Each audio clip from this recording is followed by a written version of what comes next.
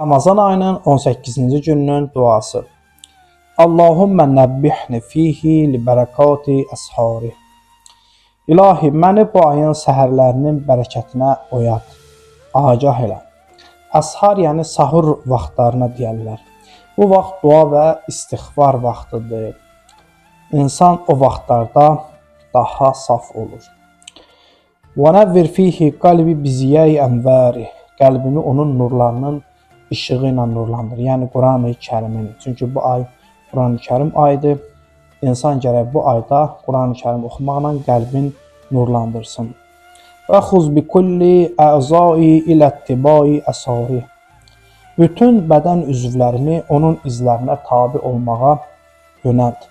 Təkcə qəlb yox, göz, dil, əl, ayaq hamısı Allah yolunda olmalıdır. Bi nurikə ya munəvvirə qulubul arifin. Ey öz nurunla ariflərin qəlblərini nurlandıran.